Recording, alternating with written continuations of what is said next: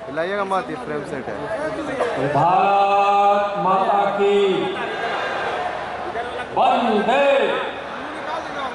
मंच पर विराजमान बिहार प्रदेश के अध्यक्ष और उप मुख्यमंत्री माननीय सम्राट चौधरी जी, माननीय उप मुख्यमंत्री विजय सिन्हा जी,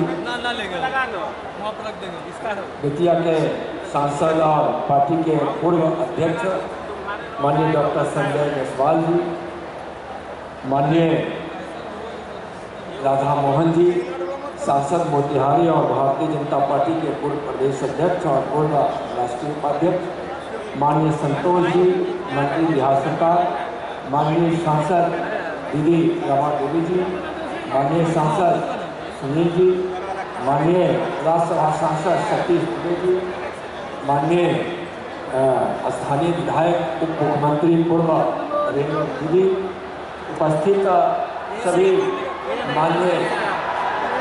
माननीय विधायकगण, क्योंकि चंपारण में इतने एनडीए के और भाजपा के विधायक हैं तो बिहार में सबसे ज़्यादा और इतनी संख्या में बैठे हैं, इसलिए बिना नाम नहीं लिए सभी माननीय विधायकगण और इस कार्यक्रम में उपस्थित सभी भाइयों बहनों, 400 पार करना है, इसलिए बिहार की 40 से एनडीए को जिताना है और तीसरी बार माननीय प्रधानमंत्री जी को फिर से प्रधानमंत्री बनाना। यहाँ महागठबंधन के नेता, आरजेडी के नेता, परिवारवाद के प्रेरक श्रीमान तेजस्वी जी घूम घूम कर कुछ बातें कहते चल रहे हैं, भ्रम डालने की कोशिश कर रहे हैं।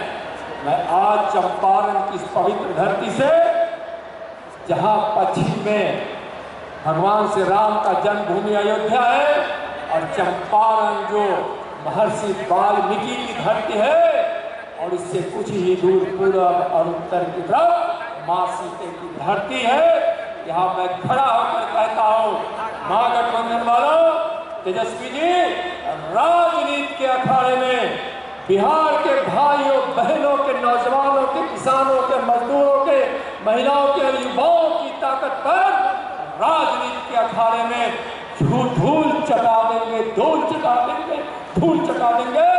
और पिछली बार तो 39 सीटें एनडीए जीती थी, इस बार हम 40 की 40 सीट जीतेंगे।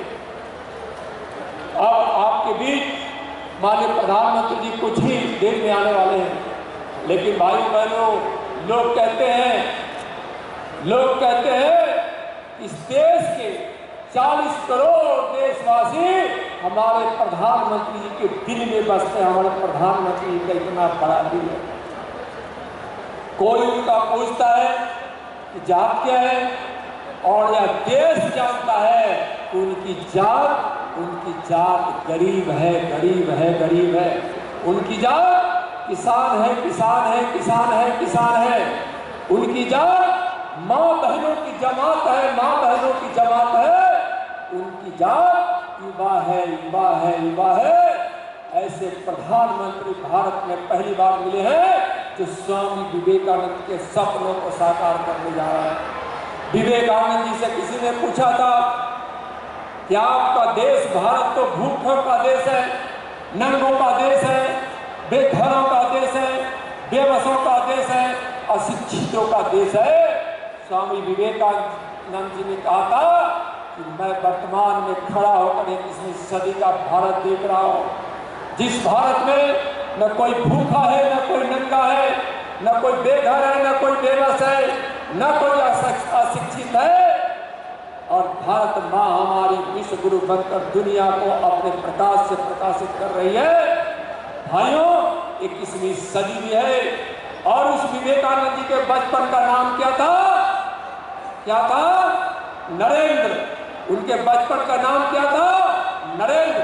और आज के इस देश के यशस्वी प्रधानमंत्री और दुनिया के सबसे लोकप्रिय नेता का नाम है नरेंद्र। एक नरेंद्र ने भविष्यवाणी की थी और दूसरे नरेंद्र इस भविष्यवाणी को पूरा कर रहे हैं।